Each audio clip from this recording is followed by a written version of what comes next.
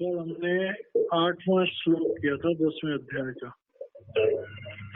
जिसमें भगवान ने कहा था कि अर्जुन, असल में विद्वान वो इंसान है जो भगवान की सत्ता को सर्वत्र महसूस करता है। अब भगवान अर्जुन से कहते हैं, ये म्यूट दिलाए, किसी का म्यूट दबा लो भाई अपना।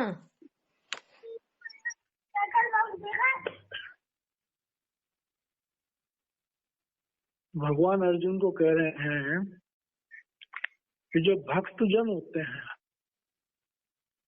प्रभु के रास्ते पर, भक्त जनों को आपस में सहयोग से चलना चाहिए।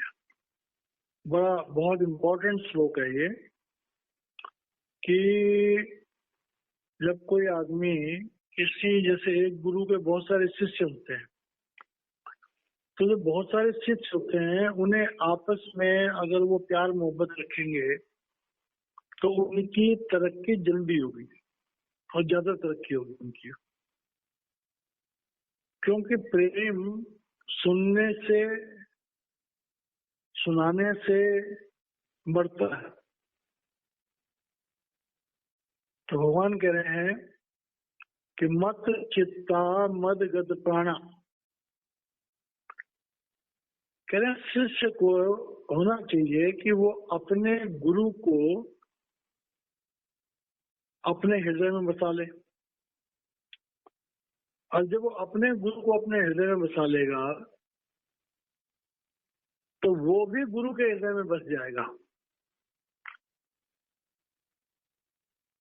और जब हम किसी को हृदय में बसाते हैं तो समझ लो हम खुद को उसे अर्पित कर देते हैं, उसकी शरणागत हो जाते हैं। तो मदगत प्राणा,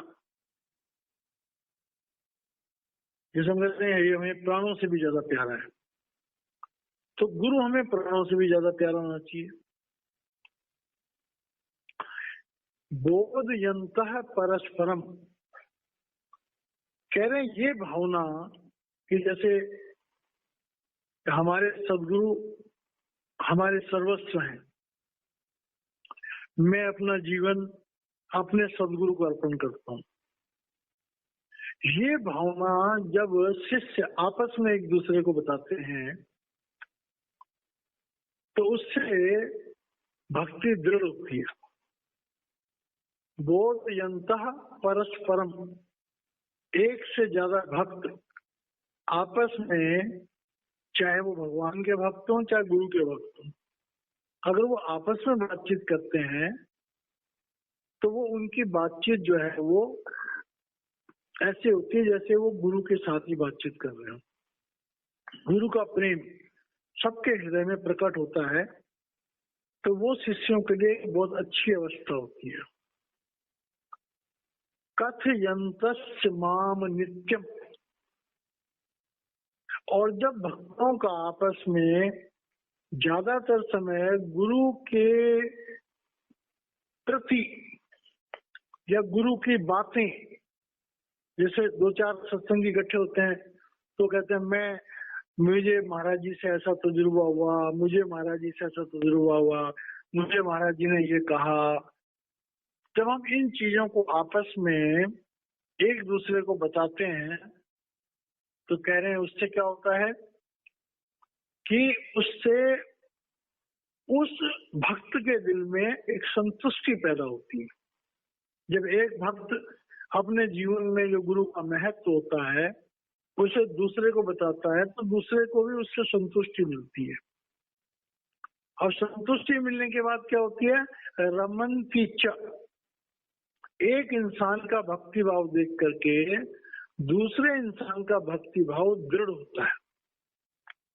तो यहाँ पर ये श्लोक जो है कि सत्संगियों को आपस में कैसे रहना चाहिए, ये बड़ा इंपॉर्टेंट श्लोक है कि सत्संगियों को आपस में अपने गुरु के प्रति समर्पण रहना चाहिए, गुरु की बातें करनी चाहिए, गुरु का गुणगान करना चाहिए, गुरु की कृपाओं का जिक्र करना चाहिए, उससे क्या होगा, एक दूसरे के दिल में भावना अच्छी पैदा होगी और एक दूसरे को इस चीज से फायदा होगा। तो ये भगवान कह रहे हैं। अब कह रहे हैं वो लोग जो आपस में बातचीत करते हैं, गुणगान करते हैं अपने गुरु का, तो आगे उन लोगों को क्या करना चाहिए और उनको क्या फायदा होता है। तो कह रहे हैं तेषां सततयुक्तानां भजतां प्रीतिपूर्वकम।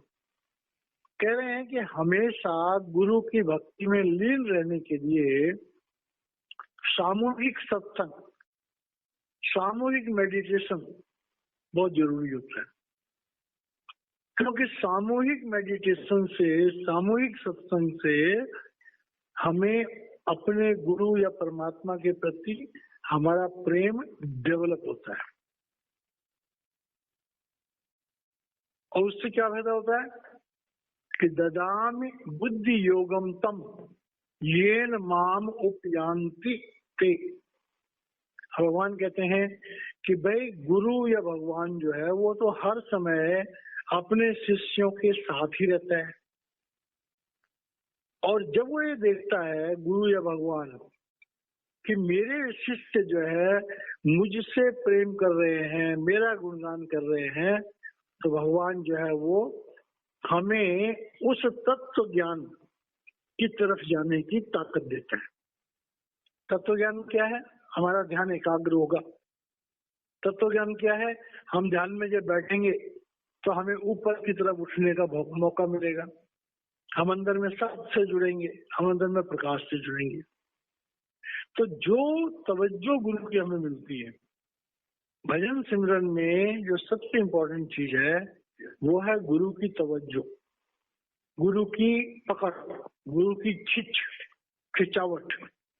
जब गुरु की तरफ से खिंच पड़ती है, गुरु की तवज्जो पड़ती है, तब हमें क्या फायदा होती है कि येन माम उपयांति ते। भगवान कह रहे हैं कि जिन जिन शिष्यों को भगवान की तरफ से भगवान का ध्यान, भगवान की तरफ से तरंगे आती हैं। एक महात्मा ने भी कहा है कि love begets in the heart of beloved. प्रेम पहले गुरु के दिल में पैदा होता है, फिर गुरु अपने प्रेम की डोर शिष्य की तरफ फेंकता है, और जैसे वो डोर शिष्य पकड़ता है, शिष्य के दिल में भी गुरु के लिए प्रेम पैदा हो जाता है। तो कह रहे हैं कि जो लोग इस तरह से निरंतर प्रेम करने की कोशिश करते हैं, उनको मैं अपनी तरफ आने के लिए, तत्व ज्ञान प्राप्त करने के लिए मैं भी उनको शक्ति प्रदान करता हूँ, भगवान कह। और जब शक्ति प्रदान करता हूं तो और मैं क्या करता हूं? अगला श्लोक है तेषां एव अनुकंपार्थम अहम अज्ञानजम तमः नाशयामि आत्मभावस्थो ज्ञान दीपेन भास्वता। अब कह रहे हैं कि तेषां एव अनुकंपार्थम, भगवान कह रहे हैं कि जो मेरे भक्त होते हैं, जो मेरा गुणगान करते हैं, मुझे याद करते हैं, जो मेरी तरफ आने का प्रयास करते हैं, मैं क्या करता हूं कि अज्ञान जम तमः, अज्ञान से उत्पन्न जो अंधकार, और अज्ञान का अंधकार क्या होता है? मोह। तो कह रहे हैं कि इंसानों में जो मोह है, मैं अपनी कृपा से उनके मोह को नाशयामि आत्मस्थो, मैं उनको आत्मा में स्थित कर देता हूँ, मैं उनको ज्ञान प्रदान करने की अवस्था में ला देता हूँ, मैं उनके अंदर प्रकट हो जाता हूँ। एक ही बात के बहुत मतलब है, हमारे अंदर शब्द प्रकट हो जाता है, हमारे अंदर ज्योति प्रकट हो जाती है। तो नाशयामि आत्मस्थो, उस अज्ञान को नाश करने के लिए मैं अपनी शक्ति को उनके अंदर प्रकट कर देता हूँ, ज्ञान दीपेन भास्वता, और उनके अंदर जो विवेक, जो ज्ञान का प्रकाश है वो उत्पन्न हो जाता है और उनका अज्ञान का जो अंधकार है वो खत्म हो जाता है। तो देखिए, जैसे जैसे हमें आत्मज्ञान होता है, हम ज्ञान की तरफ चलते हैं, वैसे वैसे हमारे संशय, हमारे जिंदगी का अंधेरा वो धीरे धीरे खत्म हो जाता है। तो बड़ी इंपॉर्टेंट बात भगवान ने यहाँ पर कही है कि जो शिष्य होते हैं, गुरु के शिष्य होते हैं, भगवान के भक्त होते हैं, उनको आपस में भी अगर वो सही ढंग से डिस्कशन करते हैं तो उससे भी उनको बहुत बड़ा लाभ होता है और एक दूसरे को देख करके भजन सिमरन में रुचि अक्सर बन जाती है। एक दूसरे की सपोर्ट भी जरूरी है। और जब भगवान ये देखता है कि ये बच्चे मेरी तरफ आने के लिए बहुत ज्यादा तैयार हैं, तो भगवान अपनी अनुकंपा से, अपनी कृपा से हमारा शब्द खोल देता अंदर तक, और शब्द खोलने से हमारा मोह का नाश हो जाता है और हमारे अंदर ज्ञान का दीपक जो है वो प्रकट हो जाता है। अब ये 10वां अध्याय है और 11 श्लोक हो गए। अब अर्जुन ने ये सब बातें जब सुनी तो अर्जुन को अब दिमाग पर असर हो गया।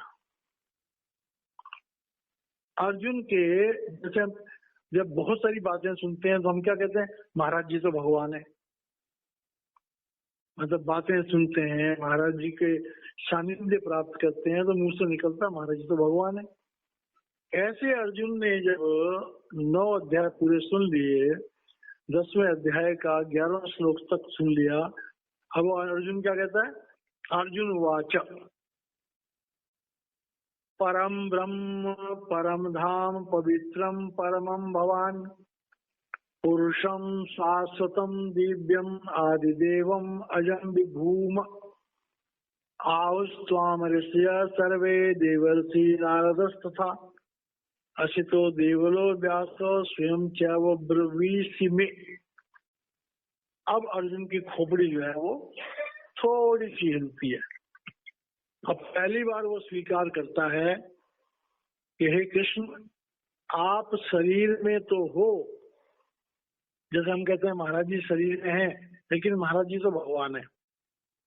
तो जैसे हम लोग बोल देते हैं थोड़ी सी महाराज जी की तरफ से जब हमें एक अट्रैक्शन मिलता है, हम कहते हैं महाराज जी भगवान है। और अर्जुन भी कह रहा है कृष्ण को कि आप भगवान हो। परम ब्रह्म परम धाम पवित्रम परमम भवान, कि हे कृष्ण, आप, अब मुझे महसूस हो रहा है कि आप सर्वश्रेष्ठ हो, परमात्मा के धाम से आए हो, सचखंड से आए हो, आप सचखंड वासी हो। आप में परमात्मा की पवित्रता है, परमात्मा की श्रेष्ठता है। पुरुषम शाश्वतम दिव्यम, और मुझे लग रहा है कि आप आदि पुरुष, आप दिव्य रूप में आदि पुरुष आप ही हो। आदि देवम अजम विभूम, और आप देवताओं के जो आदि हो, सनातन हो, वो भी आप ही हो। आहुस्त्वाम ऋषय सर्वे, और ये बात आपको सारे ऋषि मुनि कहते हैं कि भाई भगवान तो अजन्मा है, सर्वव्यापी है, सर्वशक्तिमान है। और कौन कौन कहते हैं कि देव ऋषि नारद तथा असित ऋषि, देवल ऋषि, व्यास ऋषि, स्वयं चैव ब्रवीषि में, और कह रहे हैं कि आप भी मेरे प्रति ये कहते हो, मतलब आप भी मुझसे ये कह रहे हो कि मैं शाश्वत हूँ। भगवान ने क्या कहा शुरू से कि भाई मैं ही परमात्मा हूँ, 50वां बार कह दिया भगवान ने, लेकिन शरीर में प्रकट हूँ। अब ये बात यहाँ पर थ्योरेटिकली देखिए होता क्या है, जब हम किसी गुरु के नजदीक जाते हैं तो पहले हम गुरु की बातों से प्रभावित होते हैं, उसके लॉजिक से प्रभावित होते हैं। और लॉजिक के द्वारा हम उसे भगवान मान लेते हैं। यहाँ पर अर्जुन जो है वो लॉजिक के द्वारा भगवान को परमात्मा मान रहा है, क्योंकि भगवान ने बड़े उदाहरण दे दे के उसको समझाया। अब उसकी खोपड़ी में एक इमेज बन गई है। अगर यहीं पर काम पूरा हो गया होता तो भगवान को विराट रूप दिखाने की जरूरत ही ना पड़ती। लेकिन अभी अर्जुन जो है यहाँ पर थ्योरिटिकली भगवान को भगवान समझ रहा है कि परम ब्रह्म परम धाम पवित्रम परमम भगवान। हे कृष्ण, आप तो सर्वश्रेष्ठ हो, सचखंड वासी हो, एकदम पवित्र हो, प्रब्रह्म हो, और आप तो आदि पुरुष हो, आप तो प्रकाशमान हो। देखा कुछ नहीं उसने अभी, आप तो प्रकाशमान हो। तो उनकी बातें सुन सुन के और फिर कह रहा है नारद जी ने भी यही कहा, अशुद्ध ऋषि ने भी यही कहा, देवल ऋषि ने भी यही कहा, व्यास ऋषि ने भी ये कहा, और आप खुद भी कह रहे हो अपने बारे में। आगे कहते हैं सर्वम एतत् ऋतं मन्ये यन्मां वदसि केशव नहीं ते भगवान व्यक्तिम विदुर देवान दानव। अब साथ में ये भी कह रहे हैं कि हे प्रभु, जो कुछ भी आप मुझे बता रहे हो और जो कुछ भी लोग आपके बारे में मानते हैं, तो कह रहे हैं हे प्रभु नहीं ते भगवान व्यक्तिम विदु,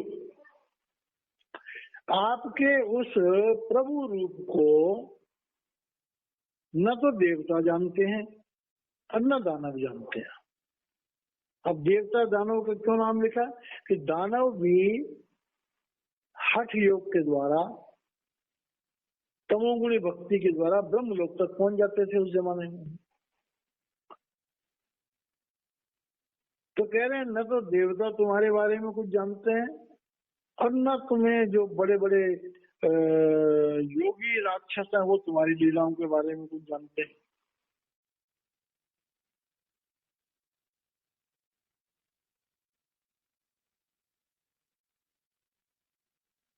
तो भगवान जो कुछ भी कह रहे हैं, अर्जुन कह रहा है कि जो आप कह रहे हो उस बात को मैं तो मान लेता हूँ,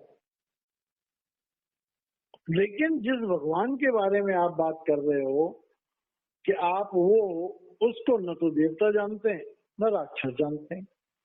मैं आपकी बात को सुन करके मान रहा हूँ, मैंने जाना नहीं है, मान रहा हूँ। जैसे हम लोग कहते हैं हमने मान लिया कि महाराज जी भगवान है, जाना नहीं है। महाराज जी भी तो कहते हैं कि गुरु में परमात्मा प्रकट होता है, गुरु संचित कर्मों को नाश कर देता है। तो हमने माना ही तो ना, जाना तो नहीं है। कि यहाँ पर मान रहा है अर्जुन, जो है मान रहा है, जाना उसने कुछ नहीं है अभी तक। ठीक है, स्वयं एव आत्मना आत्मानं वेत्थ त्वं पुरुषोत्तम भूत भावन भूतेशो देव देव जगतपते। अब सुनी सुनाई बातों पे अर्जुन रिपीट कर रहा है उन्हीं बातों में कि भगवान ने कहा कि हे भगवान, आप समस्त जीवों को उत्पन्न करने वाले हो, आप श्रेष्ठ पुरुष हो, परमात्मा हो,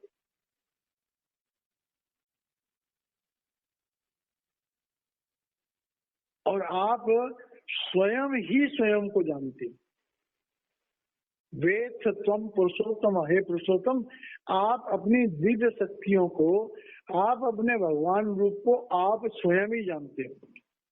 क्योंकि अर्जुन ने अभी कुछ भगवान का दिव्य रूप देखा नहीं। ये थ्योरिटिकल एक्सेप्टेंस है। सुनी सुनाई बातों पर, भगवान की बातों पर ये अर्जुन एक्सेप्टेंस दे रहा है।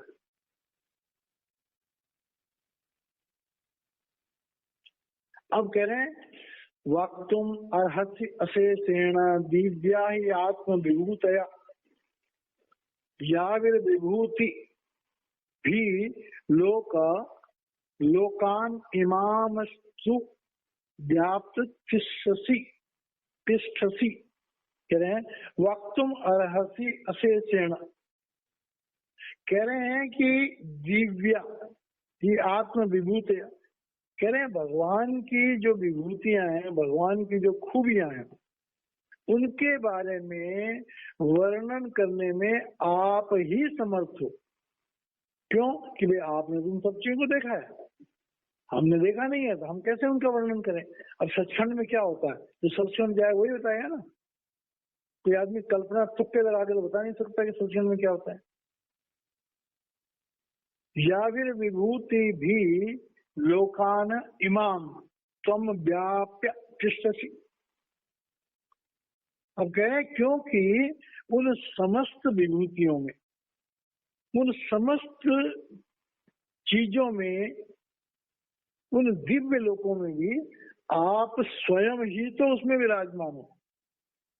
और अर्जुन भगवान के उस चीज को याद दिलाया जिसमें कहा कि मैं अंशो जीव लोके जीव भूतम सनातन, कि मेरे अंशों से ही समस्त ब्रह्मांड बने। उसी बात को यहाँ कह रहे हैं कि भाई आपने जो कहा इन विभूतियों में भी, इन लोकों में भी, इन समस्त जीवों में भी आप स्वयं ही तो विराजमान हो। तो इसलिए आप अपने आप को सिर्फ आप जानते हो, आपको कोई नहीं जानता। अब अगले में क्या कह रहा है कि हम लोग, ये असलियत है, हम भगवान को नहीं जानते, हम महाराज जी के दिव्य रूप को नहीं जानते, हम तो सुनी सुनाई बातों को जानते हैं। कथम विद्यामहम योगिम स्वाम सदा परिचिंतयन्। दुनिया के लोग जो है वो भगवान को चिंतन के द्वारा जानने की कोशिश करते हैं, अंदाजा लगाते हैं। अगर हमसे भगवान के बारे में कहा जाए तो हम सुनी सुनाई बातों के आधार पर चिंतन करने की कोशिश करते हैं कि भगवान ऐसे होंगे, भगवान ऐसे होंगे। तो कह रहे हैं कि हे भगवान, आप योगेश्वर हो, आप योगियों के सरताज हो, आप दिव्य मंडलों के रचयिता हो, आप दिव्य मंडलों में विचरने वाले हो। केसु केसु च भावेषु चिंत्यो असि भगवन्मया। अब कह रहे हैं हे भगवान, केसु केसु माने किन किन, भावेषु माने भाव, चिंतयो असि। अब कह रहे हैं भगवान, आपके तो भगवान जाने कितने भाव हैं, कितने रूप हैं, हम किन किन रूपों के बारे में चिंतन कर सकते हैं। और कौन कर सकता है? कोई नहीं कर सकता। अब अर्जुन जी इस बात को पहले उसने कहा ना कि आप परब्रह्म हो, अब इस बात को क्लियर कर रहा है कि भाई हम तो सुनी सुनाई बातों के आधार पर आपके बारे में कल्पना करते हैं कि भगवान ऐसे होंगे, भगवान वैसे होंगे। कह रहे भाई आप किन किन भावों में हो, क्या क्या रूप है आपके, उनके बारे में हम चिंता सकते हैं, हमें उनके बारे में कुछ पता नहीं, तो खाली एक अंदाजा लगा सकते हैं, इससे ज्यादा हम कुछ नहीं कर सकते। अब अपनी असहाय नस को बता रहा है कि मैं आपकी वास्तविकता को नहीं जानता। आ गया विस्तरेण आत्मनो योगम विभूतिम चित्तरागम भूयो कथय तृप्ति शृण्वतो नास्ति मे अमृतम। जनार्दन कि आपकी जो योग शक्तियां हैं, जो विभूतियां हैं, उनका विस्तार क्या है। विस्तरेण कि आप कितने बड़े हो, आपका क्या विस्तार है। आत्मनो अपना, योगम आपकी योग शक्ति, विभूतिम आपका ऐश्वर्य। हे प्रभु आप कितने बड़े हो, आपका क्या ऐश्वर्य। भूय कथय, आप फिर से दोबारा बताओ। भगवान ने पहले भी कुछ बताया, कहते हैं भूय कथय तृप्त ही शृण्वतो नास्ति मे अमृतम, कि मैं आपकी विभूतियों के बारे में, आपके जो विस्तार है, आपका जो विशाल जो क्षेत्र है, उसके बारे में दोबारा से सुनना चाहता हूँ। वो वचन मुझे अमृत के समान लगते हैं। मेरा दिल कर रहा है कि मैं आपकी विभूतियों के बारे में, आपके अनेक रूपों के बारे में, आप कितने बड़े हो उस विस्तार के बारे में दोबारा से मेरा दिल कर रहा है कि आपके मुख से सुनूं। ये जानूं कि आप कौन हो, क्या हो। अभी सारी बातें थ्योरेटिकल है। भगवान ने जो बोला थ्योरेटिकल बोला, अर्जुन ने सुना थ्योरेटिकल सुना, और अर्जुन उसी थ्योरी को दोबारा से सुनना चाहता है।